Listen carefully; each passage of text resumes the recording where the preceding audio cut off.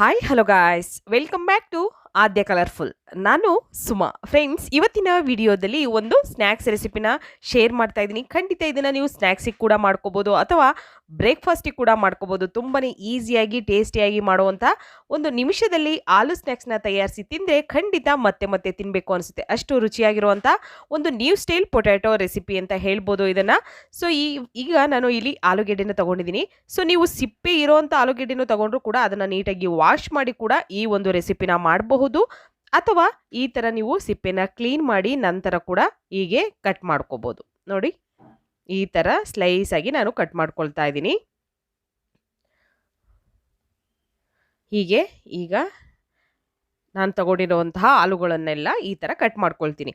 Friends, ನೀವ್ಯಾರಾದರೂ first time ನನ್ನ ಚಾನಲ್ಗೆ visit ಮಾಡಿದರೆ ಪ್ಲೀಸ್ ನನ್ನ ಚಾನಲ್ನ ಸಬ್ಸ್ಕ್ರೈಬ್ ಮಾಡ್ಕೊಳ್ಳಿ, ಹಾಗೆ ಲೈಕ್ ಮಾಡಿ ಮತ್ತು ಶೇರ್ ಮಾಡಿ ಫ್ರೆಂಡ್ಸ್. ಈಗ ನಾನು ಆಲೂಗೆಡ್ಡೆ ಪೀಸಸ್ನ ಎಷ್ಟು ಸಣ್ಣ ಆಗುತ್ತೋ ಅಷ್ಟು ಸಣ್ಣದಾಗಿ ಕಟ್ ಮಾಡ್ಕೊಳ್ತಾ ಇದ್ದೀನಿ.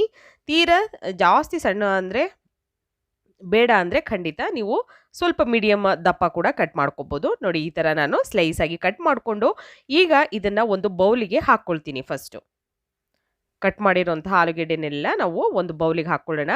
ನಾನು ಈಗ ಅದಕ್ಕೆ ನೀರು ಕೂಡ ಹಾಕ್ಕೊಂಡಿದ್ದೀನಿ. ಸೊ ಬೌಲಿಗೆ ನೀರು ಹಾಕಿ ಇದನ್ನು ಒಂದು 2 ಸಲ ನೀರಲ್ಲಿ ಚೆನ್ನಾಗಿ ವಾಶ್ ಮಾಡ್ಕೊಳ್ಳೋಣ. ನೋಡಿ, ಹೀಗೆ ಇದನ್ನು ವಾಶ್ ಮಾಡ್ಕೊಳ್ತೀನಿ. ತೊಳೆದು ಅದನ್ನು ಒಂದು 2 ಸಲ. ಹೀಗೆ ತೊಳಿಲಿಲ್ಲ ಅಂದರೆ ಬೇಗ ಆಲೂಗೆಡ್ಡೆ ಕಪ್ಪಾಗುತ್ತೆ. ಸೊ ಹಾಗಾಗಿ ನಾವು ನೀರಲ್ಲಿ ಒಂದು 2 ಸಲ ಚೆನ್ನಾಗಿ ತೊಳೆದ್ರೆ ಅದರಲ್ಲಿ ಬರೋವಂತಹ ವೈಟ್ ಏನು ನೀರು ಥರ ಬರ್ತಾ ಇರುತ್ತೋ ಆಲೂಗೆಡ್ಡೆ ಕಟ್ ಮಾಡಿದಾಗ, ಸೊ ಅದೆಲ್ಲ ಹೊರಟೋಗುತ್ತೆ. ಓಕೆ, ಇದನ್ನು ಒಂದು ಬೌಲಿಗೆ ಇವಾಗ ನೀರನ್ನೆಲ್ಲ ಸೋಸಿ ತೆಗೆದಿಟ್ಕೊಂಡ್ಬಿಡೋಣ. ಒಂದು ಪ್ಯಾನ್ ತೊಗೊಂಡಿದ್ದೀನಿ. ಪ್ಯಾನಿಗೆ ಒಂದು 2 ಟೇಬಲ್ ಸ್ಪೂನ್ ಆಗೋಷ್ಟು ಆಯಿಲ್ನ ಹಾಕ್ಕೊಳ್ಳೋಣ. ನಾವು ಅಡುಗೆ ಎಣ್ಣೆನ ಉಪಯೋಗಿಸ್ತಾ ಇದ್ದೀನಿ. ನಂತರ ಇದಕ್ಕೆ ಸ್ವಲ್ಪ ಸಾಸಿವೆ ಕೂಡ ಹಾಕ್ಕೊಳ್ತೀನಿ ನಾನು. ತುಂಬಾ ಟೇಸ್ಟಿಯಾಗಿ ತುಂಬ ಈಸಿಯಾಗಿ ಮಾಡುವಂಥ ಒಂದು ಈವ್ನಿಂಗ್ ಸ್ನ್ಯಾಕ್ಸ್ ಇದು. ಸೊ ಸ್ನ್ಯಾಕ್ಸ್ ಆದರೂ ಮಾಡ್ಕೋಬೋದು, ಬ್ರೇಕ್ಫಾಸ್ಟ್ ಮಾಡ್ಬೋದು, ಅಥವಾ ಸೈಡ್ ಡಿಶ್ ಕೂಡ ನೀವು ಮಾಡ್ಕೋಬೋದು. ತುಂಬ ಚೆನ್ನಾಗಿರುತ್ತೆ. ಸೊ ಈಗ ಇದಕ್ಕೆ ಕರಿಬೇವು ಮತ್ತು ಹಸಿರು ಮೆಣಸಿನ್ಕಾಯಿನ ನಾನು ಹಾಕ್ಕೊಳ್ತಾ ಇದ್ದೀನಿ. ಹಸಿರು ಮೆಣಸಿನ್ಕಾಯಿನ ಸಣ್ಣದಾಗಿ ಕಟ್ ಮಾಡಿ ಹಾಕ್ಕೊಂಡಿದ್ದೀನಿ. ಹಾಗೆ ಕರಿಬೇವು ಕೂಡ ಹಾಕ್ಕೊಂಡಿದ್ದೀನಿ. ಇವಾಗ ಇದನ್ನು ಒಂದು 2 ನಿಮಿಷ ಎಣ್ಣೆಯಲ್ಲಿ ಹಾಗೆ ಫ್ರೈ ಆಗೋದಕ್ಕೆ ಬಿಟ್ಬಿಡೋಣ. ನಂತರ ಈಗ ನಾವು ಆಲೂಗೆಡ್ಡೆನ ನೀಟಾಗಿ ವಾಶ್ ಮಾಡಿ ಅದನ್ನು ಒಂದು ಬೌಲಿಗೆ ಇಟ್ಕೊಂಡಿದ್ದೀವಲ್ಲ, ಸೊ ಆ ಆಲೂಗೆಡ್ಡೆ ಪೀಸಸ್ನೆಲ್ಲ ನಾವು ಈ ಒಂದು ಪ್ಯಾನಿಗೆ ಹಾಕ್ಕೋಬೇಕು. ನೋಡಿ, ಹೀಗೆ ದೊಡ್ಡದಾಗಿರುವಂತಹ ಆಲೂಗೆಡ್ಡೆನೇ ಬೇಕು ಅಂತ ಏನಿಲ್ಲ. ಚಿಕ್ಕ ಚಿಕ್ಕ ಆಲೂಗೆಡ್ಡೆಲೂ ಕೂಡ ಈ ಒಂದು ರೆಸಿಪಿನ ನೀವು ಟ್ರೈ ಮಾಡ್ಬೋದು. ತುಂಬ ಚೆನ್ನಾಗಿ ಬರುತ್ತೆ.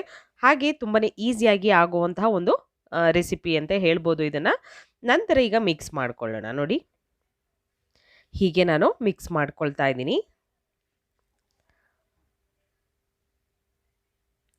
ಮಿಕ್ಸ್ ಮಾಡಿದ ನಂತರ ಇದನ್ನು ನಾವು ಇದೇ ಎಣ್ಣೆ ಬಿಟ್ಟಿದ್ದೀವಲ್ವ, ಸೊ ಅದರಲ್ಲೇ ಇದನ್ನು ಬೇಯೋದಕ್ಕೆ ಬಿಟ್ಬಿಡೋಣ. ಒಂದು 2 ನಿಮಿಷ ಮುಚ್ಚಿ ನಾನು ಬೇಯಿಸ್ಕೊಳ್ತಾ ಇದ್ದೀನಿ. ಆಲೂಗೆಡ್ಡೆ ತುಂಬ ಬೇಗನೆ ಬೇಯುತ್ತೆ, ಹಾಗಾಗಿ ಜಾಸ್ತಿ ಟೈಮ್ ಏನು ತಗೊಳ್ಳೋದಿಲ್ಲ ಬೇಯೋದಕ್ಕೆ.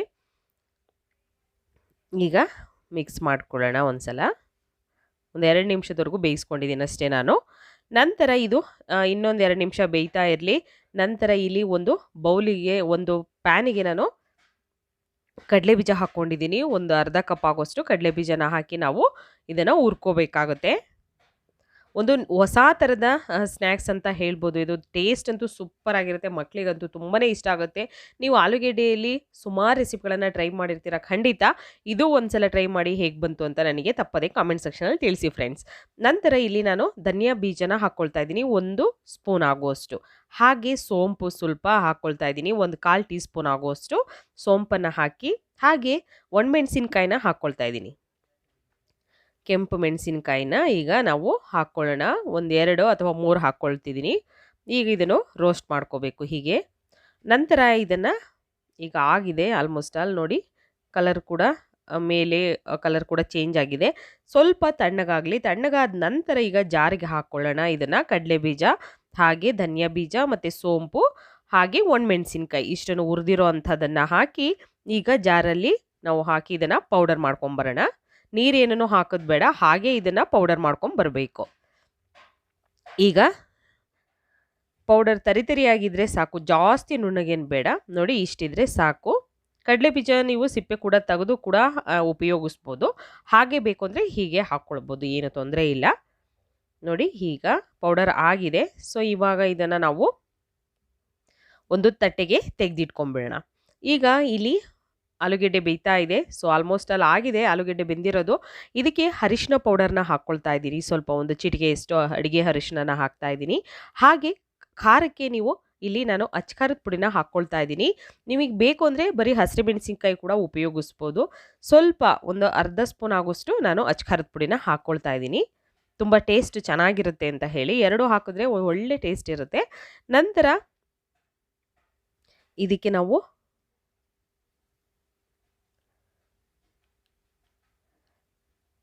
ಜೀರಿಗೆ ಪೌಡರ್ನ ಹಾಕ್ಕೊಳ್ತಾ ಇದ್ದೀನಿ. ಒಂದು ಅರ್ಧ ಸ್ಪೂನ್ ಆಗೋಷ್ಟು ಜೀರಿಗೆ ಪೌಡರ್. ಜೀರಿಗೆ ಪೌಡರ್ ಇಲ್ಲ ಅಂದರೆ ನೀವು ಜೀರಿಗೆ ಕೂಡ ಹಾಗೆ ಹಾಕ್ಕೊಳ್ಬೋದು, ಅಥವಾ ಜೀರಿಗೆನ ಸ್ವಲ್ಪ ಕುಟ್ಟಿ ಕೂಡ ಹಾಕ್ಕೊಳ್ಬೋದು. ಹಾಗೆ 1 ಸ್ಪೂನ್ ಆಗೋಷ್ಟು ನಾನು ಡ್ರೈ ಮ್ಯಾಂಗೋ ಪೌಡರ್ನ ಹಾಕ್ಕೊಳ್ತಾ ಇದ್ದೀನಿ. ಆಮ್ಚೂರ್ ಪೌಡರ್ ಅಂತ ಹೇಳ್ತೀವಲ್ಲ ಅದು. ಸೊ ಅದನ್ನು ಹಾಕಿದ್ದೀನಿ. ನಂತರ ಕಡಲೆ ಬೀಜನ ಈಗ ಪುಡಿ ಮಾಡ್ಕೊಂಡಿದ್ವಲ್ಲ, ಸೊ ಅದು ಒಂದು 2 ರಿಂದ 3 ಟೇಬಲ್ ಸ್ಪೂನ್ ಆಗುವಷ್ಟು ಹಾಕ್ಕೊಳ್ತೀನಿ ನಾನು. ಇಷ್ಟನ್ನು ಹಾಕಿ ನಾವು ಈಗ ಮಿಕ್ಸ್ ಮಾಡ್ಕೊಳ್ಳೋಣ. ಮಿಕ್ಸ್ ಮಾಡಿ ನೀಟಾಗಿ ಇದನ್ನು ಒಂದು ಒಳ್ಳೆ ಟೇಸ್ಟ್ ಇರುತ್ತೆ ಮತ್ತು ಒಳ್ಳೆ ಘಮ ಘಮ ಪರಿಮಳ ಬರ್ತಾ ಇರುತ್ತೆ. ತುಂಬ ಬೇಗ ಆಗುತ್ತೆ ಈ ಒಂದು ರೆಸಿಪಿ. ಏನಾದರೂ ತಿನ್ನಬೇಕು ಅನ್ನಿಸ್ದಾಗ ಮಕ್ಕಳು ಒಂದು ಕ್ರಿಸ್ಪಿಯಾಗಿ ನ್ಯೂ ಸ್ಟೈಲ್ ಪೊಟ್ಯಾಟೊ ಚಿಪ್ಸ್ ತಿನ್ನಬೇಕು ಅಂದರೆ ಖಂಡಿತ ಈ ರೀತಿಯಾದಂಥ ಒಂದು ಚಿಪ್ಸನ್ನು ಮಾಡಿಕೊಡಿ. ತುಂಬ ಇಷ್ಟಪಟ್ಟು ತುಂಬ ಚೆನ್ನಾಗೂ ಕೂಡ ಇರುತ್ತೆ. ನಾವು ಇದನ್ನು ಎಣ್ಣೆಯಲ್ಲಿ ಡೀಪ್ ಫ್ರೈ ಮಾಡಬೇಕು ಅಂತ ಇಲ್ಲ, ತುಂಬ ಹೆಲ್ದಿಯಾಗಿರೋವಂಥದ್ದು ಅಂತ ಹೇಳ್ಬೋದು ಇದನ್ನು. ನೋಡಿ ಈಗ ಈ ಥರ ಮಿಕ್ಸ್ ಮಾಡ್ಕೊಂಡಿದ್ದೀನಿ. ಮಿಕ್ಸ್ ಮಾಡಿದ ನಂತರ ಇದಕ್ಕೆ ಸ್ವಲ್ಪ ಉಪ್ಪನ್ನು ಕೂಡ ಹಾಕ್ಕೊಳ್ಳೋಣ. ಉಪ್ಪನ್ನು ನಾವು ಸೇರಿಸಿಲ್ಲ. ಸೊ ಉಪ್ಪನ್ನು ನೀವು ಬೇಕು ಅಂದರೆ ಆಲೂಗೆಡ್ಡೆ ಸ್ವಲ್ಪ ಕಟ್ ಮಾಡ್ತಿರಲ್ಲ ಆವಾಗಲೇ ನೀರಿಗೆ ಸ್ವಲ್ಪ ಉಪ್ಪನ್ನು ಹಾಕಿ ಹಾಗೆ ನೆನೆಯಕ್ಕೆ ಬಿಡ್ಬೋದು. ಬಟ್ ಈಗ ನಾನು ಉಪ್ಪನ್ನು ಹಾಕ್ಕೊಳ್ತಾ ಇದ್ದೀನಿ ಸಾಕು. ಈಗ ಉಪ್ಪು ಹಾಕಿ ನೀಟಾಗಿ ಮಿಕ್ಸ್ ಮಾಡ್ಕೊಳ್ಳೋಣ. ಈ ಥರ ಆಯಿಲ್ ನೀವು ಫಸ್ಟಿಗೆ ಹಾಕಬೇಕಾದ್ರೂ ಅಷ್ಟೇ ಜಾಸ್ತಿ ಎಣ್ಣೆನ ಫಸ್ಟೇ ಒಂದು ಸಲನೇ ಹಾಕಿ ಇದು ಮಾಡಬೇಡಿ. ಒಂದು 2 ಟೇಬಲ್ ಸ್ಪೂನ್ ಆದರೆ ಎಣ್ಣೆ ಸಾಕಾಗುತ್ತೆ, ಜಾಸ್ತಿ ಏನು ಬೇಕಾಗೋದಿಲ್ಲ ಈ ಒಂದು ಪೊಟ್ಯಾಟೊ ಚಿಪ್ಸ್ ಮಾಡೋದಕ್ಕೆ. ಸ್ವಲ್ಪ ಕೊತ್ತಂಬರಿ ಸೊಪ್ಪನ್ನ ಕಟ್ ಮಾಡಿರೋವಂಥದ್ದನ್ನು ಹಾಕ್ಕೊಳ್ತಾ ಇದ್ದೀನಿ. ಸಣ್ಣ ಸಣ್ಣದಾಗಿ ಕಟ್ ಮಾಡಿದ್ದೀನಿ. ಸೊ ಇಷ್ಟನ್ನು ಹಾಕಿ ಇವಾಗ ಇದನ್ನು ಮಿಕ್ಸ್ ಮಾಡ್ಕೊಂಬಿಡೋಣ. ನಿಮಿಷದಲ್ಲೇ ಆಲೂ ಸ್ನ್ಯಾಕ್ಸ್ನ ತಯಾರಿಸಿ ತಿಂದರೆ ಖಂಡಿತ ಮತ್ತೆ ಮತ್ತೆ ತಿನ್ನಬೇಕು ಅನಿಸುತ್ತೆ. ನೀವು ಖಂಡಿತವಾಗ್ಲೂ ಈ ರುಚಿನ ಮತ್ತೆ ಮರೆಯೋದೇ ಇಲ್ಲ. ಅಷ್ಟು ಟೇಸ್ಟಿಯಾಗಿರುತ್ತೆ. ಮತ್ತೆ ಮತ್ತೆ ಮಾಡ್ಕೊಂಡು ತಿನ್ನಬೇಕು ಅನಿಸುತ್ತೆ. ಅಷ್ಟು ಚೆನ್ನಾಗಿರುತ್ತೆ ಫ್ರೆಂಡ್ಸ್. ಒಂದ್ಸಲ ಟ್ರೈ ಮಾಡಿ. ಈಗ ನೋಡಿ ಚೆನ್ನಾಗಿ ಮಿಕ್ಸ್ ಮಾಡ್ಕೊಂಡಿದ್ದೀನಿ. ಫುಲ್ ಡ್ರೈ ಆಗಿದೆ ನೋಡ್ಬೋದು. ಎಣ್ಣೆ ಎಲ್ಲೂ ಕೂಡ ಇಲ್ಲ, ಹಾಗೆ ಫುಲ್ ಡ್ರೈ ಆಗಿದೆ ನೋಡಿ. ಈಗ ಈ ಥರ ಡ್ರೈ ಆಗಿರೋವಂಥದ್ದನ್ನು ಈಗ ಒಂದು ಮುಚ್ಚಳ ಮುಚ್ಚಿ ಸ್ಟವ್ನ ಆಫ್ ಮಾಡ್ಕೊಂಬಿಡೋಣ. ಇದನ್ನು ಒಂದು ತಟ್ಟೆಗೆ ನಾವು ಸರ್ವ್ ಮಾಡ್ಕೊಳ್ಳೋಣ. ತುಂಬಾ ಟೇಸ್ಟಿಯಾಗಿ ತುಂಬ ಈಸಿಯಾಗಿ ಆಗಿರುವಂತಹ ನ್ಯೂ ಸ್ಟೈಲ್ ಪೊಟ್ಯಾಟೊ ಚಿಪ್ಸ್ ರೆಡಿಯಾಗಿದೆ. ನೀವು ಕೂಡ ಮನೆಯಲ್ಲಿ ಖಂಡಿತ ಟ್ರೈ ಮಾಡಿ ಹೇಗೆ ಬಂತು ಅಂತ ತಪ್ಪದೆ ಕಾಮೆಂಟ್ ಸೆಕ್ಷನಲ್ಲಿ ತಿಳಿಸಿ. ನೀವು ಯಾರಾದರೂ ಫಸ್ಟ್ ಟೈಮ್ ನನ್ನ ಚಾನಲ್ಗೆ ವಿಸಿಟ್ ಮಾಡಿದರೆ ಪ್ಲೀಸ್ ಚಾನಲ್ನ ಸಬ್ಸ್ಕ್ರೈಬ್ ಮಾಡ್ಕೊಳ್ಳಿ. ಇವತ್ತಿನ ವಿಡಿಯೋನ ಇಲ್ಲಿಗೆ ಮುಗಿಸೋಣ. ಮತ್ತೆ ಇನ್ನೊಂದು ಹೊಸ ವಿಡಿಯೋ ಜೊತೆ ಬರ್ತೀನಿ. ಅಲ್ಲಿವರೆಗೂ take care, bye, see you.